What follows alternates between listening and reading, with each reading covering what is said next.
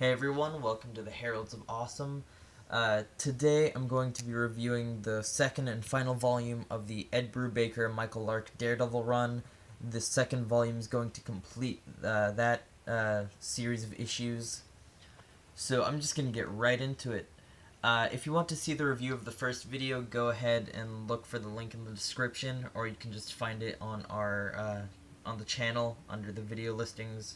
As you can see, this cover is not as it's simpler than the cover for the first volume, although this one is more interesting because it has a lot of characters from Daredevil's history. All of his friends, family, villains. I like it. Although, then again, I'm not going to discriminate. I love Daredevil. This run has been really good so far. Like the first volume, it is a shiny cover. If you hold it under the light, you're going to see some glare. I've tried to adjust the light, but the lighting wouldn't be that great, so we're going to have to make do.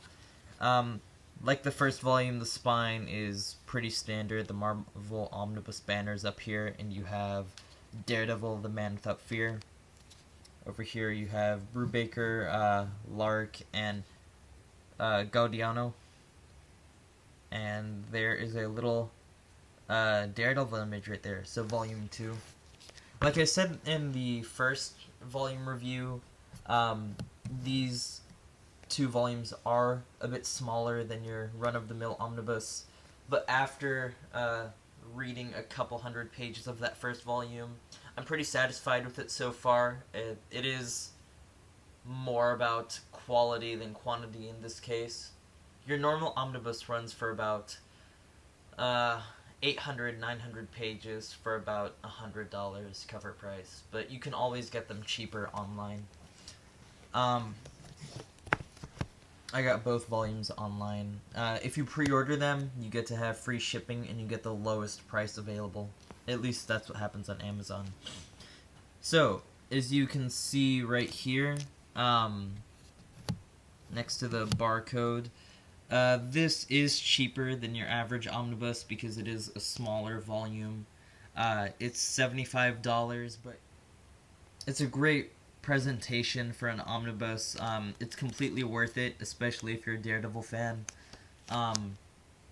It doesn't have as many issues as the first one. This is about a couple hundred pages shorter than the first volume, but still, if you want to complete the run, then I highly recommend getting this one also. So, let's slip off that dust jacket really quickly and see the hardcover. Right here, it's just a description of the content inside this volume. I'm not going to get into it. It's pretty much just going to run down the story. This side is about the creators. I'm going to put the jacket aside for right now, and we can take a look at the main hardcover. Now, this is actually a very cool cover. I was happy with the one from the last one. The first volume has Daredevil attacking some crooks on a rooftop, and I think he's jumping off of a water tower. Both volumes have this more matte quality. It's not shiny at all. It's smooth, and even with the muted colors, it really pops, especially for Daredevil, because he's not supposed to be a popping, colorful character. Alright, so the spine, pretty simple. It's both of these covers are just wide pieces of artwork from Michael Lark, and they're just wrapped around the cover. So these are all just it's just one consecutive piece of art for this cover. So it looks like, I think that's Wilson Fisk. The hand is attacking him. I haven't read this one. I'm almost done with the first volume. I've been happy with it so far. So, just like the first volume, red on the inside, you have a little bit of art right here, and then here is just the content page. This volume goes from issues 106 to 119, I believe. Yeah, 106 to 119, and Daredevil number 500, Daredevil Annual number 1, and there is a issue called Daredevil Blood of the Tarantula. So right here you have Lady Bullseye, and I believe that's the owl standing right next to her. I'm not going to flip, I'm going to just really quickly flip through this volume. When it came in the mail, I just took it out of the wrapping and then put it on my shelf. I don't want to spoil anything for myself, but if you liked Michael Lark's artwork from the first volume, then you're not going to have a problem with this one. It looks like Wolverine and Doctor Strange show up in the later pages. Also, if you're excited about the Defenders, Volume 1 has all of those 4 main characters showing up. Most of the street characters show up, like the Punisher, Jessica Jones, Luke Cage.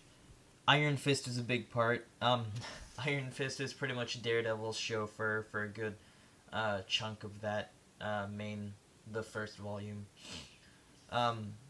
Again, I'm not going to flip through all of it because I'm afraid of seeing something that's going to spoil the story for me. Yes, this run has been out for a very long time, but I'm still kind of anti-spoiler. Personally, for me, the less I know about a story, the more I can be surprised, so that's better for me. Again, if you like Daredevil, if you want to finish this run, if you just want to have another nice volume for your shelf, I highly recommend both volumes. Now, this run, I've said it in the first video, but this run follows the Brian Bendis, Alex Maleev run, but those omnibus volumes are extremely hard to find, and they're very expensive because they're out of print. But if you want to read the run that came right before this, you can buy them in those Epic editions. Those are about 400 to 500 pages, and they're trade paperbacks. They're made of great quality, shiny paper. You can just find those for about $25 online. I recommend those, and I recommend these 2 volumes. Again, if you want to see the review of the first one, that one's a little bit more in-depth, but since this is the same creative team and it's just following that first volume, I wasn't that detailed in my review. So if you want to see any other books get reviewed on this channel, go ahead and just leave some suggestions in the comments. Please like, share, subscribe, and if you want to follow the channel, be sure to check the channel out on Twitter at AwesomeHeralds. And thanks for watching.